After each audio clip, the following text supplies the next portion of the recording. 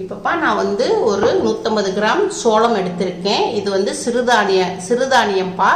இப்போ நம்ம வந்து இது யாருமே நம்ம யூஸ் பண்ணுறதில்ல. இப்படி நம்ம சிறுதானியத்தை நம்ம எடுத்துக்கிட்டோம்னா வெயிட் லாஸ்க்கு ரொம்ப யூஸ்ஃபுல்லாக இருக்கும்பா. இது வந்து நான் 1/2 கப் எடுத்திருக்கேன். 150 கிராம் வந்து 1/2 கப் வந்திருக்கு. இப்போ அதே 150 கிராம் திணை அரிசி இது சிறுதானியம் தான். இதையும் நம்ம 1/2 கப்பு போட்டுக்கிறோம். 1/2 கப்பு சோளம் எடுத்திருக்கோம், 1/2 கப்பு திணை அரிசி எடுத்திருக்கோம். இப்போ இதை வந்து நம்ம ஒரு பவுலில் போட்டுக்குருவோம்.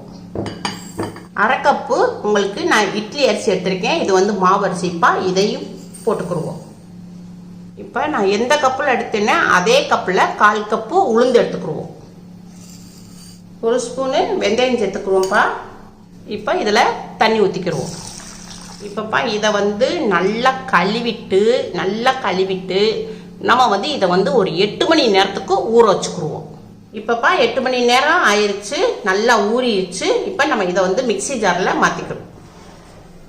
இப்போ நான் இதை வந்துப்பா காலை டிஃபனுக்கும் நைட் டிஃபனுக்கும் சேர்த்து அரைக்க போகிறேன். நீங்கள் மிக்சியில் போடணும்னா மிக்சியில் போட்டுக்கோங்க, இல்லை கிரைண்டரில் போடணுனாலும் கிரைண்டரில் போட்டுக்கலாம்.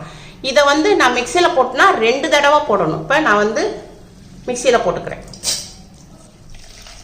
இதை நான் உங்களுக்கு ஃபஸ்ட்டு அடிச்சுட்டு வரேன், 2வது தடவை இதை அடிக்கிறேன். மிக்சி பத்தாதுப்பா.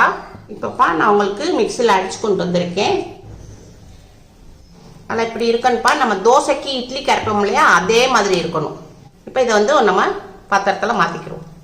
இப்போ மீதி பாதி இருந்துச்சுலப்பா, அதையும் மிக்சியில் போட்டு அரைச்சி கொண்டு வரேன். மாவுக்கு தேவையான அளவு உப்பு போடுறேன்ப்பா. பிங்க் சால்ட்டுப்பா, வெயிட் லாஸ்க்கு ரொம்ப ஹெல்ப் பண்ணும். இப்போ இதை எல்லாத்தையும் மிக்ஸ் பண்ணிக்கிறோம்ப்பா. இப்போப்பா மாவை நம்ம ரெஸ்ட்டில் வச்சுருவோம். ஒரு 4 மணி நேரத்துக்கு மாவை ரெஸ்ட்டில் வச்சோம்னா மாவு நல்லா பொங்கி வரும். இப்போ மூடி வச்சிருவோம். நம்ம மாவை வந்து 4 மணி நேரத்துக்கு ரெஸ்ட்டில் வச்சுருந்தோம். மாவு நல்லா பொங்கிருச்சு. இப்போ நம்ம வந்து கரண்டி வச்சு எல்லாத்தையும் மிக்ஸ் பண்ணிக்கிறோம்.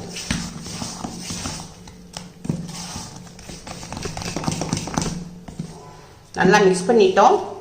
இப்போ வந்து நம்ம கொஞ்சம் மாவு எடுத்து ஒரு பவுலில் மாற்றிக்கிடுவோம். மாவு வந்து இப்படி கெட்டியாக இருக்கணும். இப்படி கெட்டியாக இருந்துச்சுன்னா தான் உங்களுக்கு இட்லி வந்து கரெக்டாக இருக்கும். இப்போப்பா நம்ம வந்து இட்லி துணியில் தான் வேக வைக்க போகிறோம். இப்போ வந்து நம்ம வந்து துணியை வந்து தண்ணியில் நல்லா நனைச்சிட்டு நல்லா புழிஞ்சிடணும். புழிஞ்சிட்டு தண்ணி இருக்கக்கூடாது, தண்ணி இல்லாமல் இருக்கணும். நல்லா புழிஞ்சிட்டு இப்படி இட்லி துணியில் போட்டுக்கிடணும். அம்மா வந்து இட்லி துணியில் ஊற்றுறேன். உங்கள் வீட்டில் நீங்கள் இந்த இட்லி தட்டில் வந்து எண்ணெய் தடவி அப்படி ஊற்றிக்கலாம். கேஸ் ஆன் பண்ணியிருக்கோம், இட்லி சட்டி வச்சுருக்கோம். இட்லி சட்டியில் தண்ணி ஊற்றி நம்ம தண்ணியை கொஞ்சம் சூடாக்கிக்கிடுவோம். நல்லா கொதிக்க விடணும். தண்ணி கொதிச்சுட்டு வருது. இட்லி தட்டில் மாவு ஊற்றிருக்கோம் இல்லையா, இப்போ நம்ம இதை இறக்கிட்டோம். இப்போ அடுத்த இதை வந்து இப்போ நம்ம மூடி போட்டு ஒரு 10 நிமிஷத்துக்கு இட்லியை வேக விடுவோம். இப்போப்பா நம்ம இட்லி வேக வச்சு 10 நிமிஷம் ஆயிடுச்சு. கேஸ் ஆஃப் பண்ணிடுவோம். இட்லி நல்லா வெந்திருக்குப்பா. அப்படி பாருங்கள், எப்படி பூ மாதிரி நல்லா விரிஞ்சிருக்கு. இப்போ இதில் வந்து நம்ம கொஞ்சம் தண்ணி தெளிச்சுக்கிறணும். துணி போட்டுக்கிறதுனால தண்ணி தெளிச்சுக்கிறணும். எண்ணெய் தடவி மாவு ஊற்றுனா அதுக்கு தண்ணி தெளிக்கக்கூடாது. கொஞ்சம் ஆற விட்டு ஸ்பூனில் வச்சு எடுக்கணும். இப்போ இதை வந்து ஒரு பிளேட்டில் மாற்றிக்கிடுவோம்.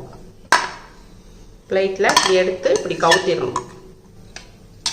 இப்போ இப்படி எடுத்துடணும். இப்போ நம்ம வந்து மில்லட் அரிசியை நம்ம யூஸ் பண்ணுறதில்ல. இப்படி நீங்கள் எடுத்து யூஸ் பண்ணுங்கள். டயட்டில் இருக்கிறவங்களுக்கும் சரி, பெரியவங்க சின்னவங்க எல்லாருமே சாப்பிடலாம். ரொம்ப சாஃப்டாக இருக்குப்பா. காலையிலேக்கு இட்லி ஊற்றிக்கோங்க, நைட்டுக்கு தோசை ஊற்றிக்கோங்க. மீதி மாவு இருந்துச்சுலப்பா, அந்த மாவை தூக்கி நீங்கள் ஃப்ரிட்ஜுக்குள்ளே வச்சுக்கோங்க. ஸ்டோர் பண்ணி வச்சுக்கிட்டிங்கன்னா நீங்கள் உங்களுக்கு 2 நாளைக்கு நல்லா நீங்கள் சாப்பிடலாம். இது இப்போ இட்லி மாவு பதத்துக்கு இருக்குது. இப்போ நம்ம தோசைக்குன்னா இன்னும் கொஞ்சம் தண்ணி ஊற்றிக்கிறணும். அப்போ தான் உங்களுக்கு தோசை வந்து நல்லா மெல்லிஸாக முருகலாக வரும். திக்காக ஊற்றுனீங்கன்னாக்க முருகலாக வராது. நம்ம தண்ணி ஊற்றிருக்கோம் இல்லையா, இதை நல்லா மிக்ஸ் பண்ணிக்கிறோம். இப்போ வாங்க உங்களுக்கு தோசை ஊற்றி காமிக்கிறேன். இப்போ சட்டி நல்லா காஞ்சிருக்குப்பா. இப்போ 2 டிராப்ஸ் எண்ணெய் வந்து இந்த வெங்காயத்தில் ஊற்றிக்கிடுவோம். இதை வந்து நம்ம தோசைக்கல்லை வச்சு தேய்ச்சிடுவோம். இப்படி வெங்காயத்தை வச்சு தேய்க்கிறனால உங்களுக்கு தோசை வந்து மெல்லிஸாக வரும். எண்ணெய் ஊற்றணும்னு அவசியம் இருக்காது. கேஸ் வந்து ஃபுல்லாக இருக்கக்கூடாது, ஸ்லோவில் தான் வச்சுருக்கணும். ஸ்லோவில் வச்சு ஊற்றுவோம். தோசைக்கல் வந்து ரொம்ப ஹீட்டில் இருக்கக்கூடாது. ஹீட்டில் இருந்துச்சுன்னா தோசை வராது. அதனால கரெக்டான ஹீட்டில் தான் இருக்கணும். இப்போப்பா 2 சொட்டு எண்ணெய் ஊற்றிக்கிறோம். ரீஃபைண்ட் ஆயில் ஊற்றாதீங்க, செக்கெண்ணெயில் நல்லெண்ணெய் ஊற்றிக்கோங்க, இல்லாட்டா கடலெண்ணெய் ஊற்றிக்கோங்க. 2 நிமிஷம் வெந்துருச்சு. இப்போ நம்ம எடுத்துக்கிறோம். நல்லா தோசை மொறு மொறுன்னு வந்திருக்குப்பா. நான் சொல்லியிருக்க மாதிரி இதே மாதிரி செஞ்சு பாருங்க.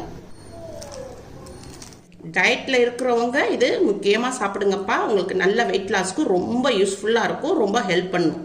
தோசையும் நல்லா சாஃப்டாக நல்லா முருகலாக இருக்குப்பா. உங்கள் வீட்டில் செஞ்சு பாருங்கள். அம்மாவுக்கு லைக் பண்ணுங்கள், ஷேர் பண்ணுங்கள், சப்ஸ்கிரைப் பண்ணுங்கள்.